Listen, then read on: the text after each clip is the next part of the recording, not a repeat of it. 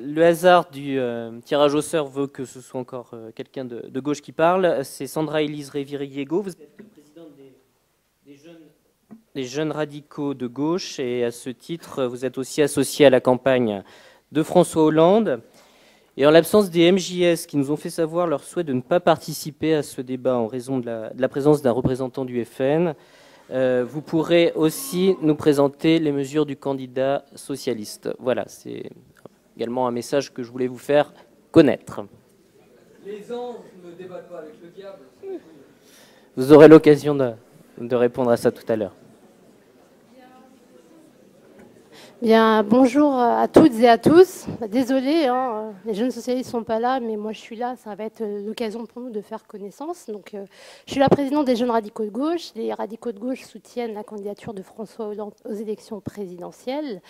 Et s'agissant des mesures qui sont proposées sur la jeunesse, vous avez pu l'entendre, vous avez pu le remarquer, le candidat François Hollande a fait de la jeunesse une priorité, notamment s'agissant des contrats de génération. Mais avant de venir directement sur les mesures, moi j'aimerais quand même faire un constat, parce qu'en tant que radical de gauche, il y a des choses aussi qui m'interpellent et qui vous interpellent très certainement.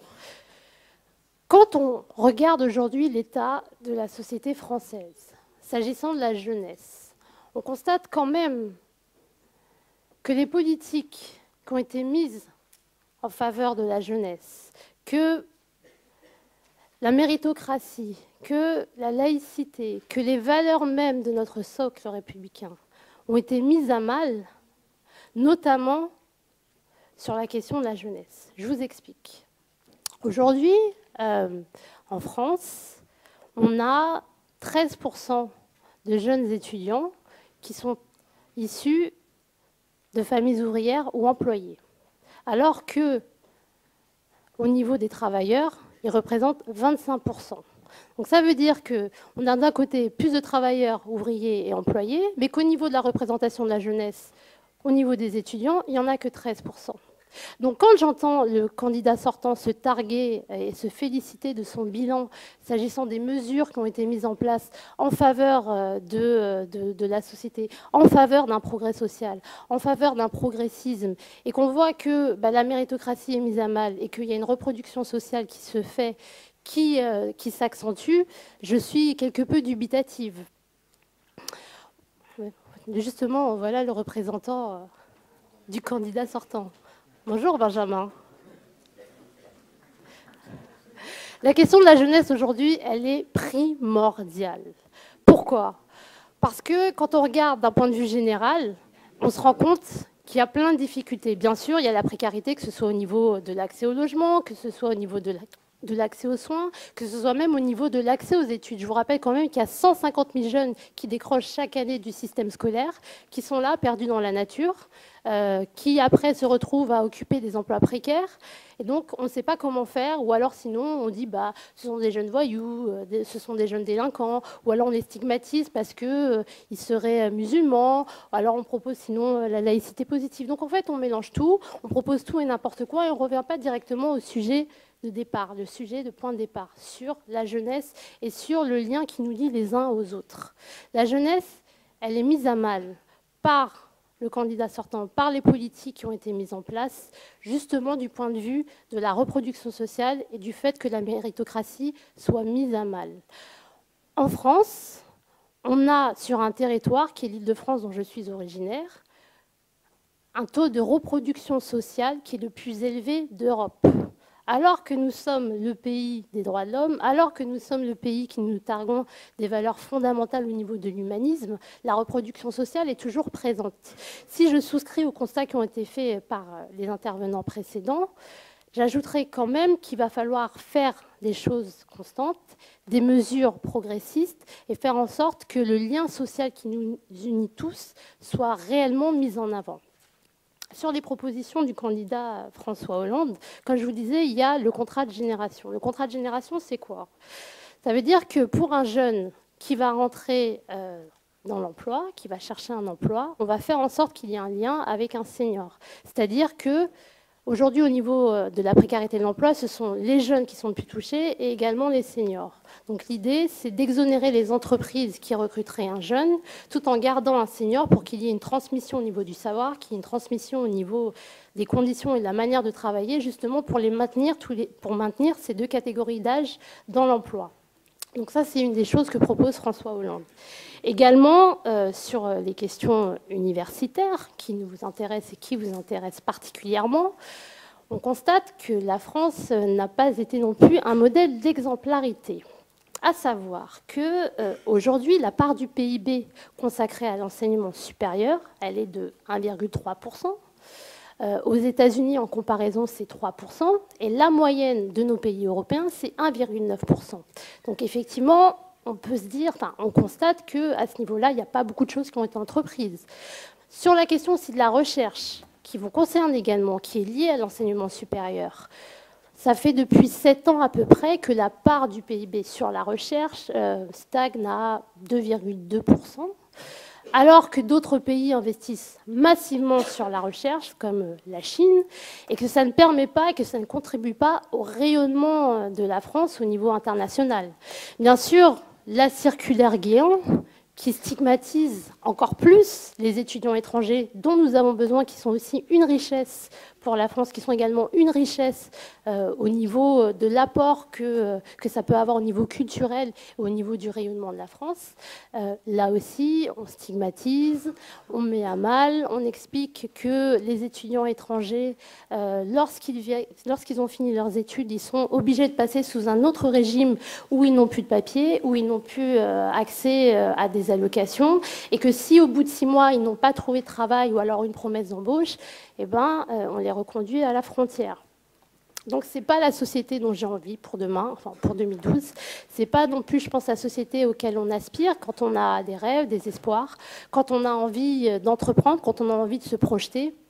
Et tous ces éléments participent à faire que, y a des malaises. On monte les Français les uns contre les autres. On explique que c'est une partie de la population qui est responsable. On stigmatise des Français, des concitoyens par rapport à leur confession religieuse. On stigmatise des citoyens par rapport à leur sexe. C'est-à-dire que là, on est sur les étrangers. Après, on va nous expliquer que c'est parce que les femmes ne restent plus non plus à la maison. Voilà, donc c'est crescendo. Et par rapport à tous ces éléments-là, moi, je vous amène aussi à vous interroger sur ce à quoi vous aspirez vous-même.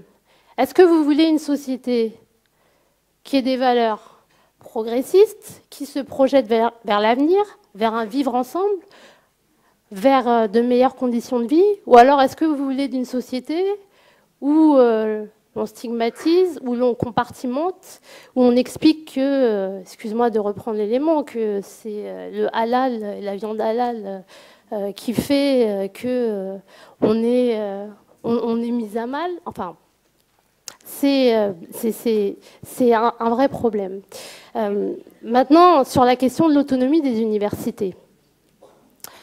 Le candidat, François Hollande, ne remet pas en question l'autonomie des universités, mais propose en tout cas un aménagement, c'est-à-dire de faire une nouvelle loi cadre en faveur de l'enseignement supérieur pour que les universités françaises rayonnent au niveau international, mais tout ceci dans une perspective européenne, c'est-à-dire qu'il y ait un consensus, qu'il y ait une politique volontariste des pays membres de l'Union européenne pour que chaque université puisse rayonner et soit plus compétitive au niveau international.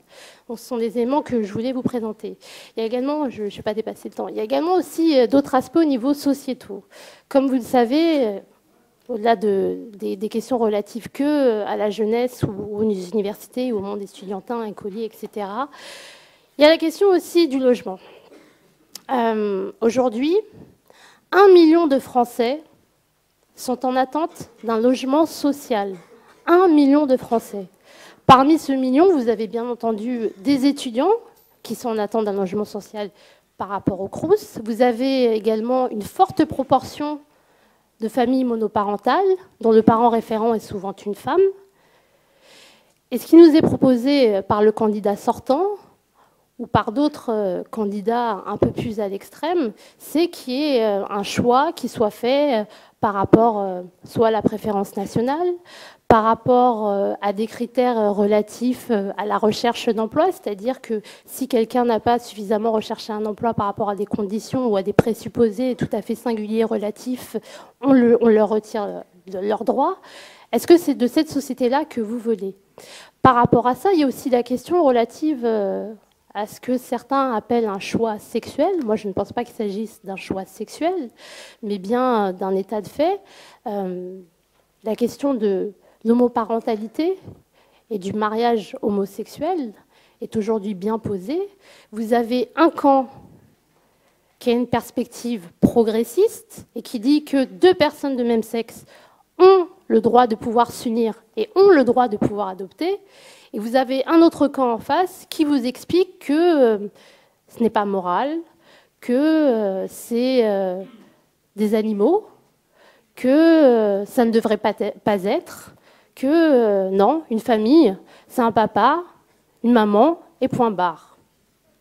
Pour aller un peu plus loin sur ces questions de société, il y a aussi ce qu'on appelle communément l'euthanasie, ou le droit de mourir dans la dignité. Plusieurs affaires, d'ailleurs, ont fait écho dans la presse à ce sujet. Est-ce qu'une personne dont on sait qu'elle est condamnée, dont on sait qu'elle ne pourra jamais se remettre, qui est dans une souffrance extrême, qui a une famille qui est également dans une grande souffrance, est-ce qu'il ne peut pas y avoir un accompagnement médical pour cette personne, pour faire en sorte que les choses se terminent, je vais dire, pas plus aisément, mais se terminent dans la dignité. C'est aussi une des choses que nous portons et que nous défendons, le droit de mourir dans la dignité. Et enfin, un dernier point, et là je regrette qu'il n'ait pas été repris par le candidat François Hollande, mais que nous proposions aux jeunes radicaux de gauche, c'est la légalisation du cannabis. Donc quand je parle de ça, souvent les gens sourient en disant non, c'est quand même un peu too much. Pourquoi est-ce que la légalisation du cannabis, pour nous en tout cas, c'est quelque chose d'important? Parce que la seule dépénalisation du cannabis ne permettra pas de faire face au trafic qui s'est développé sur ce commerce. Et le fait de légaliser, c'était aussi de faire une distribution contrôlée dans les pharmacies et également de générer un gain en proposant des taxes sur cette commercialisation. Et par rapport aux prévisions qu'on avait faites, c'était aux alentours de 10 millions d'euros chaque année, donc ce qui est assez conséquent. Je vais terminer aussi, enfin, sur la question de l'outre-mer. Parce que l'outre-mer, c'est quelque chose dont on entend plus ou moins parler, mais pas énormément. Je vous rappelle que dans certains départements d'outre-mer, le taux de chômage des moins de 25 ans est de 50%.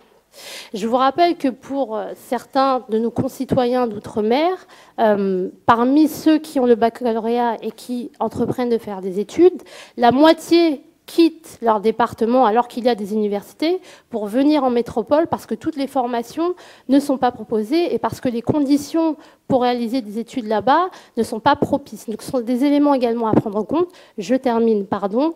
Et donc c'est ce sur quoi je vous amène à réfléchir, une société progressiste ou alors conservatrice.